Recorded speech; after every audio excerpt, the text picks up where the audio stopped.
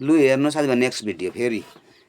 यो लट्ठीको सहारामा चाहिँ हिँडेर आजकल एक्लै एक्लै कोसिस गरेँ साथीभाइ हेर्छ लड्छ नि साथीभाइ डराउनु हुँदैन आमा पुरा डराउँछ नि त हाम्रो लड्छ भन्छ के आमाले गर्दा चाहिँ म त हिँड्नु साह्रो पर्छ त उठेँ साथीभाइ म छोडे बिस्तारै खुट्टा हेर्नुहोस् है साथीभाइ हात पनि छोड्यो बिस्तारै ढाँडमा पक्रेर नपक्रा म किन हिँड्छु नि छोडा नआऊ मेरो पछाडि आएको छोड्नु उपद्रोमा बसिरहनु बरु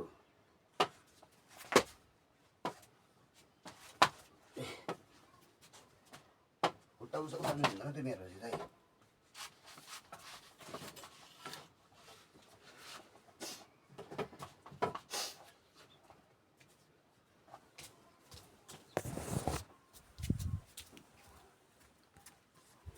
बिस्तारै कोसिस देख्नु साथी कोसिस हुँदैन यहाँ आएको बाहिर निस्केको अब बिस्तारै देख्नु भाइ आजको दिन वेदर जाडो छ त साथीभाइ आज त जाडो भयो यहाँ आएको छाँदाको जग्गामै आउँदैछु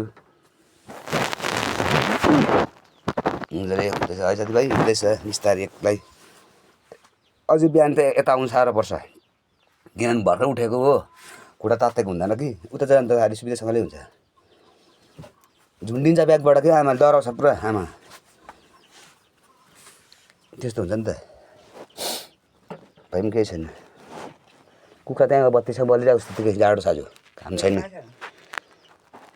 सिरानीमा कहाँ हुन्छ साथीभाइ बिहान चाहिँ यता आउनु साह्रो पर्छ उता जानु सुविधा हुन्छ त्यो भन्दै साथीभाइ आमा डराउँछ यहाँबाट यो सिँढीमा निस्किन्छ अलिक साह्रो पर्छ साथीभाइ यो ओह्रालो उता जानु साह्रो पर्छ यता त गइदिन्छु यहाँबाट यता त गइदिन्छु साथीभाइ हो यो दैलोबाट यता जहाँ छिर्छु यो दैलोबाट निस्किँदै अलिक अग्लो सिँढी छ कि सिँढी साह्रो पर्छ नेक्स्ट फेरि तपाईँलाई अपडेट दिँदैछु म कुन तरिका म उयो गर्दैछु भनेर हो साथीभाइ यो बिहानको मर्निङ टाइपको हो बिहान खै आज छिट्टो आइदिएको घाम पनि छैन त्यो जाडो लाग्यो साथीभाइ हो तपाईँहरू कस्तो हुनुहुन्छ सन्चै हुनुहुन्छ है साथीभाइ मेरो त यही हो सधैँभरि हिँड्ने साथीभाइ हो यसरी हिँड्नुपर्छ के गर्नु साथीभाइ नेक्स्ट भिडियोमा फेरि भेट्नेछु तपाईँहरूसँग यस्तो भिडियोहरू आइबस्छ तपाईँहरूलाई कन्टिन्यू आउँछ अपडेट आउँछ हिँडेको